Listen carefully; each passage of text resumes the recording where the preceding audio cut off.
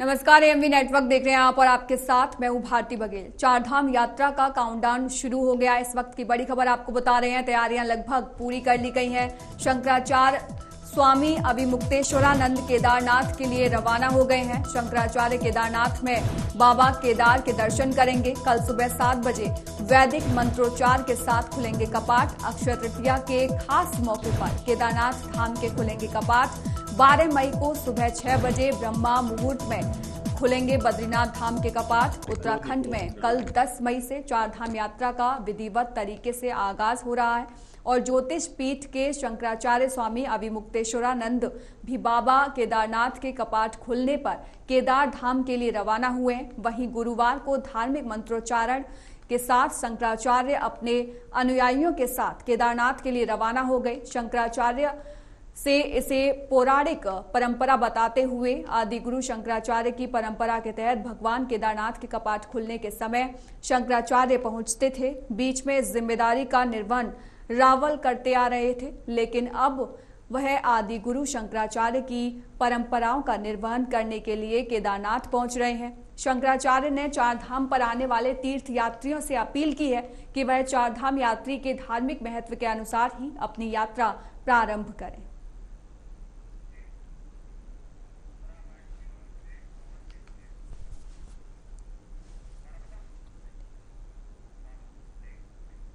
वहीं इस पर एक जानकारी के लिए हमारे साथ ब्यूरो चीफ पवन दीक्षित जुड़ गए हैं।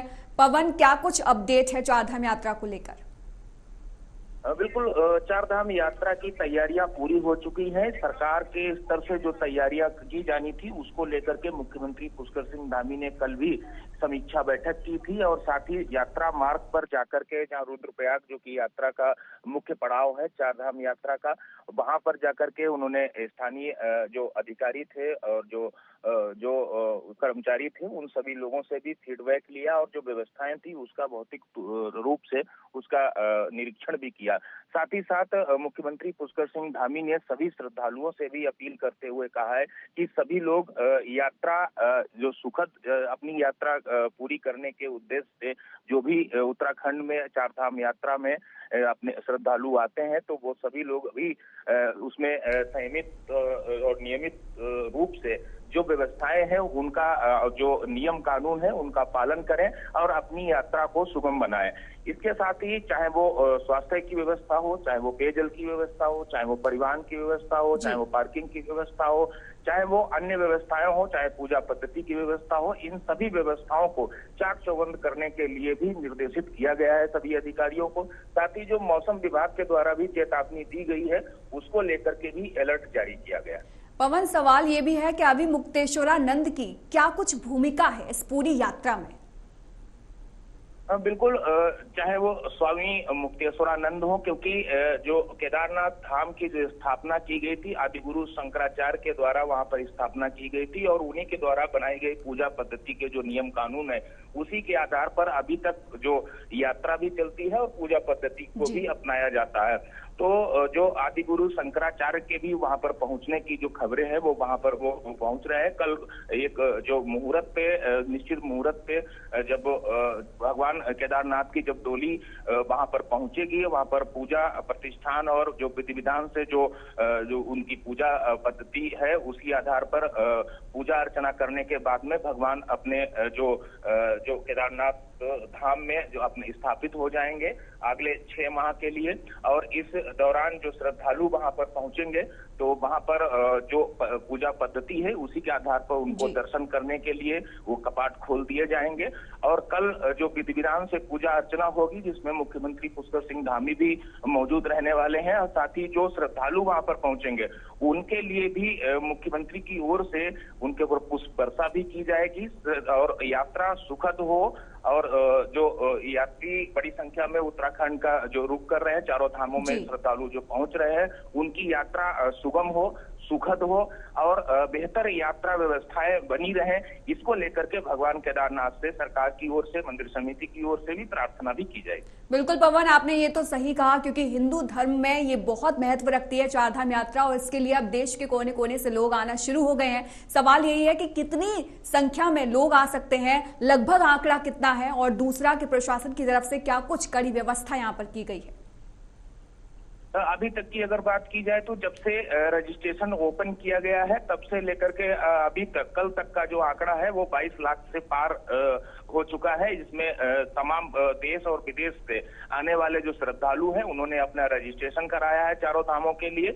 इसके साथ ही जो ऑफलाइन रजिस्ट्रेशन की जो सुविधा है वो भी कल से खोल दी गई है। कल से और आज तक का अगर आंकड़े की बात की जाए तो 10,000 से ऊपर जो श्रद्धालु हैं उन्होंने ऑफलाइन भी अपना रजिस्ट्रेशन कराया था। तो इस हिसाब से अगर देखा जाए तो पिछली बार की जो यात्रा रही है वो लगभग 58 लाख तीर्थ यात्री उत्तराखंड में पिछले वर्ष आए थे। उसकी तुलना में अभी शुरुआती दौर में ही ये जो अभी जो आंकड़े निकल करके सामने आ रहे हैं वो लगभग 30 लाख लोगों के रजिस्ट्रेशन हो चुके हैं ऑफलाइन और ऑनलाइन प्रक्रिया के तहत। तो इससे ये अंदाजा लगाया जा सकता है कि इस बार की जो चार धाम की यात्रा है वो पिछले सभी रिकॉर्डों को तोड़ सकती है। और इसके लिए सरकार के लिए भी बड़ी चुनौती है, क्योंकि इतनी बड़ी संख्या में जब तीर्थ यात्री जब उत्तराखंड में आएंगे तो उनके लिए खान पान, रहन सहन, आने जाने जो सुविधाएं हैं, रहने ठहरने की जो व्यवस्थाएं हैं, उनको लेकर के भी बड़ी चुनौती है। वही स्वास्थ्य की भी बड़ी चुनौती है, क्योंकि पिछले वर्षों में कई लोगों की जो स्वास्थ्य व्यवस्थाओं के कारण मृत्यु भी हुई थी। हालांकि उसको सुधारने के लिए पूर्व में जो भी जो कैजुअलिटी हुई है, जो घटनाएं हुई है, उनसे सीख लेने के लिए भी सरकार की ओर से सभी विभागों को अलर्ट किया गया था कि उनसे सबक लेते हुए अगर इस बार की जो व्यवस्था है वो बेहतर की जाए ताकि किसी की भी यात्रा में कोई खलल ना हो। ठीक है, धन्यवाद पवन तमाम जानकारी के लिए।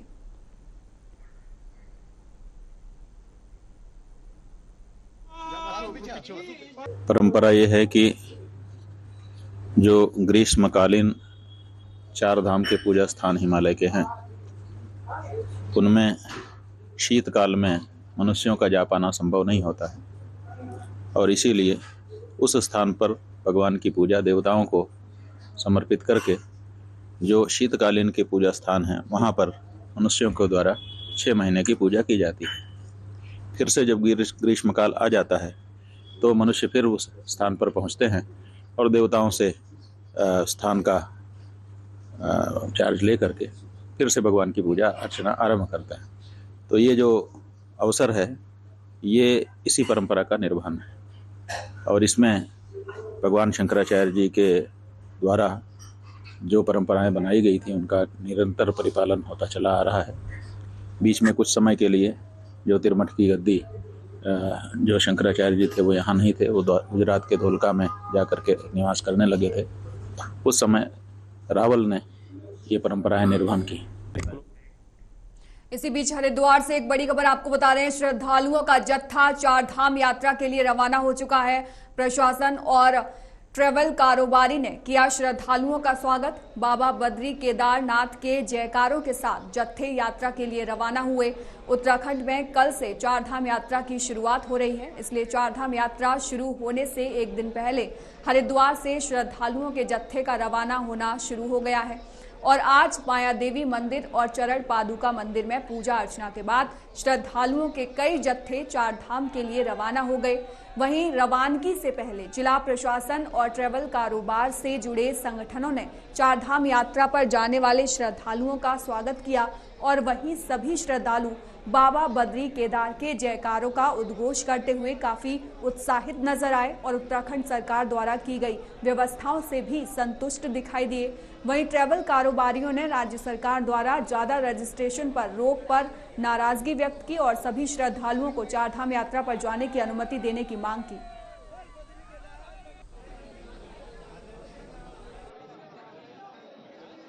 तरह तो देखो हर साल ही बढ़ रही है। ये तो खैर मेन जो दिक्कत है वो रजिस्ट्रेशन की है। पहले भी यात्रा चलती थी तो कोई रजिस्ट्रेशन, कोविड के आने के बाद से रजिस्ट्रेशन, लेकिन लास्ट ईयर सरकार ने ये चीज़ ख़त्म कर दी थी। फिर पता नहीं ये कहाँ से ये चीज़ आई है, उसकी वजह से यात्री भी परेशान हो रहे हैं और बस वाले भी, गाड़ी वाले भी, वो भी सब परेशान। मैं चार धाम जा रही हूँ, केदारनाथ, बद्रीनाथ, गंगोत्री एंड जमुनोत्री। मैं 3-4 साल से भगवान से प्रार्थना कर रही हूँ कि मैं जल्दी से चार धाम मुझे बुलाए, तब जाकर आज हमारा नंबर लगा है बाबा की कृपा से। तो मैं, मेरा पति और मेरा छोटा बच्चा है जो 11 साल का है, हम तीनों जा रहे हैं। कितना उत्साह है मन में? बहुत बहुत बहुत ही है कि हम चारों धाम करके खुशी खुशी सही सलामत वापस आए। को शासन से 500 का स्लॉट मिला है और भीड़ काफ़ी ज़्यादा हो रही थी, तो पहले किसी भी चीज़ को सेटअप करने में थोड़ा सा टाइम लगता है। कल की तुलना में आज भीड़ कल के ही बराबर है, लेकिन व्यवस्था आज कल की तुलना में काफ़ी अच्छी है। भीड़ को दृष्टिगत रखते हुए जिला अधिकारी महोदय ने ये डायरेक्शन दिया है कि ये काउंटर कल से हम लोग ऋषिकुल ग्राउंड में इसको इस्टेब्लिश कर रहे हैं। वहाँ पे हम लोग काउंटर भी बढ़ा रहे हैं और वहाँ पे लोगों को ज़्यादा काउंटर जब लगेंगे तो लोगों को रजिस्ट्रेशन की सुविधा मिलेगी। होटल में परिवहन विभाग द्वारा हेल्प डेस्क सेंटर बनाया गया है, जिसमें लोगों को यातायात से संबंधित, जैसे कि किसी को व्हीकल कहाँ से लेना है, रोडवेज या फिर जो प्राइवेट टैक्सी मैक्स यूनियन है वहाँ से उनको जो वाहन है उसकी सुविधाएं मिल सकती हैं। इसके बारे में जानकारी दी जा रही है। उसके लिए यहाँ पे हेल्प डेस्क सेंटर बनाया गया है, जिसपे हमारी ड्यूटी लगाई गई है। 3796 हुए थे, जो एक रिकॉर्ड पंजीकरण है। और लगभग लोग जो है, चूंकि कुछ लोग बाबा के दर्शन करते हैं, कुछ का केदारनाथ बद्रीनाथ केवल कराया है, कुछ चारों धाम वाले। तो चारों धाम वाले चूंकि 10 को ही खुलना है तो वो लोग यमुनोत्री तरफ निकल गए होंगे ज़्यादातर, और जो केदारनाथ बद्रीनाथ वाले हैं वो भी कोशिश कर रहे थे कि शायद डोली में तो कल के उनके भी कपाट खुलने, तो कल ज़्यादातर लोग यहाँ से मूव कर जाते हैं।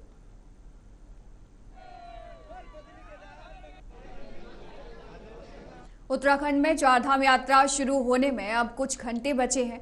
10 मई को केदारनाथ, गंगोत्री और यमुनोत्री धाम के कपाट श्रद्धालुओं के लिए खोल दिए जाएंगे, जबकि 12 मई को बद्री विशाल के कपाट भी खुले जाएंगे। आपको बता दें कि चारों धामों के कपाट खुलने की प्रक्रिया शुरू हो गई है। मंदिरों को फूलों से सजाया जा रहा है। अब तक 22 लाख से ज्यादा श्रद्धालु रजिस्ट्रेशन भी करा चुके हैं, जबकि हरिद्वार और ऋषिकेश में ऑफलाइन पंजीकरण के लिए भी बड़ी संख्या में श्रद्धालु पहुंच रहे हैं। पहले दिन 7800 लोगों ने ऑफलाइन पंजीकरण कराया।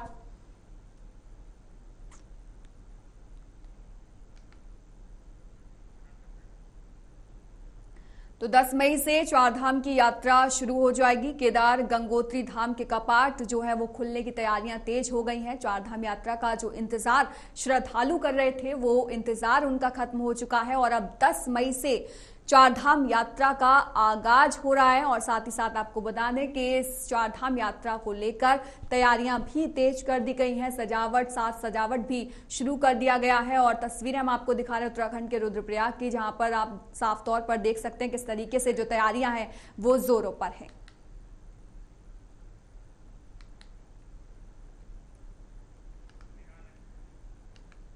तो चारधाम यात्रा का इंतजार अब खत्म हो गया है और साथ ही साथ आपको बता दें कि 10 मई से चारधाम यात्रा का आगाज शुरू हो गया है और इसको लेकर तमाम तैयारियां भी शुरू हो चुकी हैं।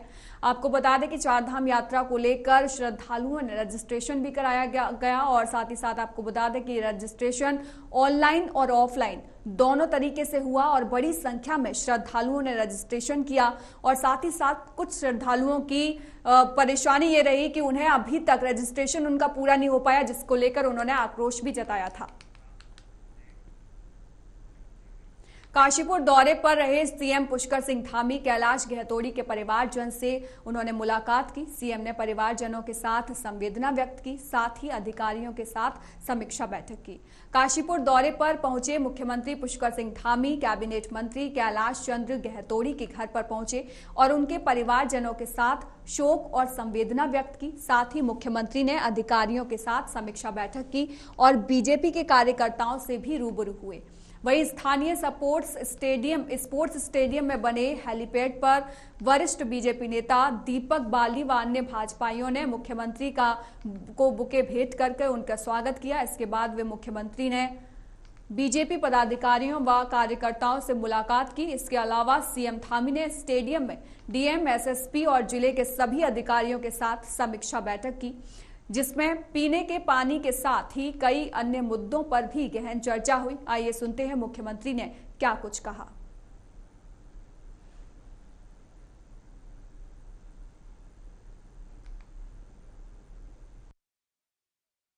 तैयारियां हैं उसमें किया गया है कि पहले कुछ कमियां रहती थी, कुछ सब ठीक प्रकार से सभी लोग आपस में अच्छा समन्वय करें। चारधाम यात्रा एक बहुत कठिन यात्रा भी है और पूरे देश दुनिया के श्रद्धालु आते हैं, पर्यटक आते हैं, तीर्थयात्री आते हैं। हमारा प्रयास है सबकी यात्रा आसान होनी चाहिए, सरल यात्रा हो, किसी को कोई परेशानी ना हो। तो सभी विभागों का लगातार काम चल रहा है, कल से यात्रा प्रारंभ हो जाएगी।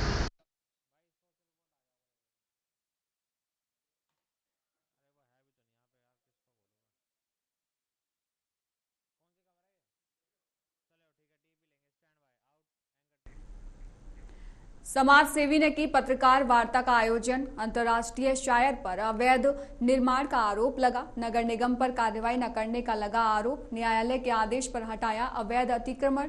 रुड़की के सौत मोहल्ले में समाज सेवी एडवोकेट मुजफ्फर अली के ने पत्रकार वार्ता का आयोजन किया। इस दौरान उन्होंने जानकारी देते हुए बताया कि सौत मोहल्ले में अंतर्राष्ट्रीय शायर अफजल मंगलौरी के नाले पर अवैध निर्माण किया था, जिसकी शिकायत जनहित में नगर निगम के अधिकारियों से भी की गई थी, लेकिन निगम के अधिकारियों ने उनकी शिकायत पर कोई संज्ञान नहीं लिया। मजबूरन उच्च न्यायालय का दरवाजा खटखटाया, जिसका संज्ञान लेते हुए उच्च न्यायालय ने अवैध निर्माण को हटाने के आदेश जारी किए। उन्होंने बताया कि न्यायालय के आदेश जारी होने के बाद अतिक्रमणकारी ने खुद ही अवैध निर्माण को तोड़ दिया, जिसके लिए वह उच्च न्यायालय का आभार करते हैं। साथ ही उन्होंने कहा कि सौत मोहल्ले में कांजी हाउस, जहां सरकारी पशुओं को रखा जाता था, उनको भी नगर निगम के द्वारा गलत तरीके से आवंटित किया गया था, जिसको लेकर वह उच्च न्यायालय में जनहित याचिका लगाएंगे और कांजी हाउस को कब्जा मुक्त कराएंगे, जिससे यह जगह नगर वासियों के काम आ सके।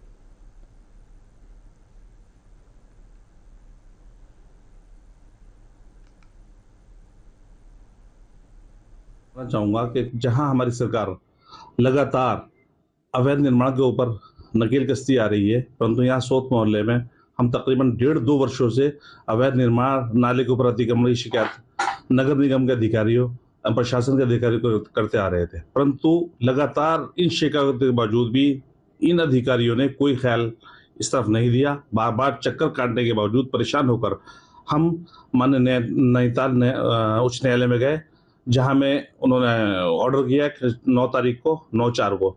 उसके ऑर्डर के बाद में इस व्यक्ति अफजल मंगलौरी, जो अपने आप को पत्रकार बताता है, शायर बताता है, इस व्यक्ति ने उस आदेश के बाद में स्वयं अतिक्रमण हटाया। तो ऐसा क्या मतलब क्या कारण हुआ कि मौके पे ये उच्च अधिकारी या कोई भी कार्य नहीं कर रहे हैं? अगर हर आदमी इसी तरह न्यायालय की शरण में जाएगा तो इन अधिकारियों का क्या फायदा?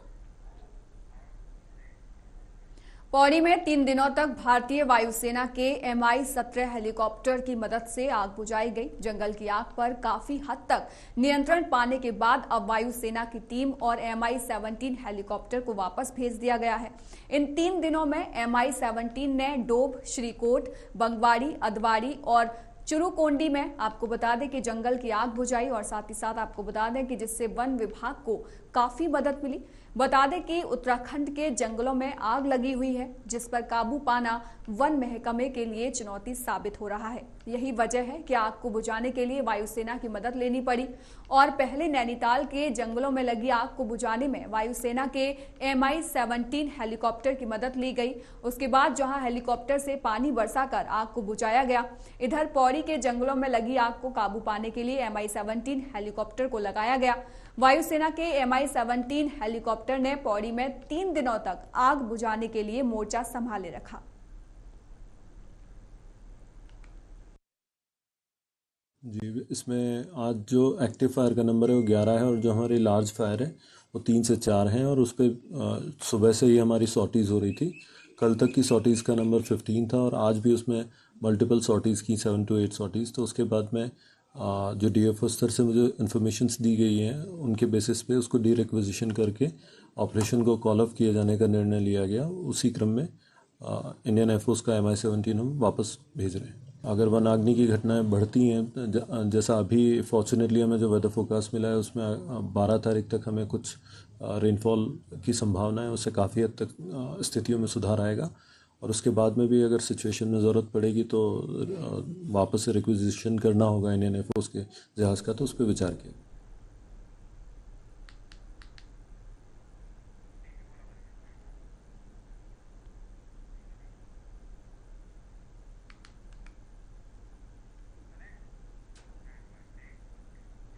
शराब कारोबारी में आपसी विवाद में चली गोली, मचा हड़कंप।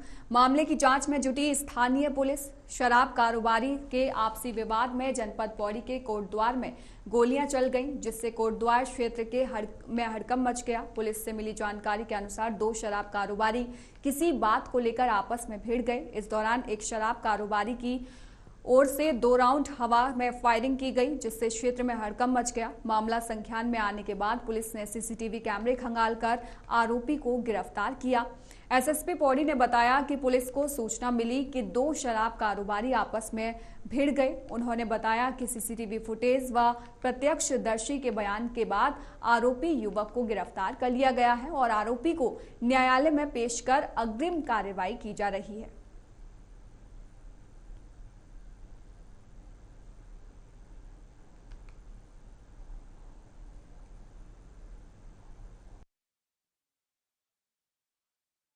एक हमारे पास कोटद्वार में भी शिकायत प्राप्त हुई थी, जिसमें कुछ 2 व्यक्तियों के आपस में कोई आर्गुमेंट हुई और उस आर्गुमेंट के उपरांत एक व्यक्ति के द्वारा हवा में गोली चलाई गई। इस शिकायत पर हम लोगों ने कार्रवाई करते हुए मौके पे हमारी जो लोकल पुलिस है उन्होंने ये पाया कि 2 व्यक्ति जो कि शायद शराब के कारोबार करते हैं, इन दोनों की आपस में कोई कहासुनी हुई और उस आर्गुमेंट के बीच एक व्यक्ति के द्वारा जो है हवा में 2 शॉट्स जो है फायर किए गए। इसमें हमने सीसीटीवी फुटेज भी चेक कर लिए हैं और जो वहाँ पे चश्मदीद थे उनके भी हम लोगों ने बयान नोट कर लिए हैं और उसके आधार पे हमने एक व्यक्ति को गिरफ्तार कर लिया है और उसमें मुकदमा हम लोग पंजीकृत कर रहे हैं और अग्रिम कार्रवाई हम लोग इसमें करेंगे। देखिए, अभी तक प्रथम दृष्टया हमारे पास ये संज्ञान में आया है कि ये दोनों ही व्यक्ति जो है शराब का कारोबार करते हैं और इनकी आपस में कोई कहासुनी की वजह से ये घटना हुई है और जो भी फैक्ट्स होंगे फिर उसी के आधार पर हम आगे कार्रवाई करेंगे। फिलहाल इस बुलेटिन में इतना ही। देश और दुनिया की तमाम खबरों के लिए आप देखते रहिए AMV नेटवर्क।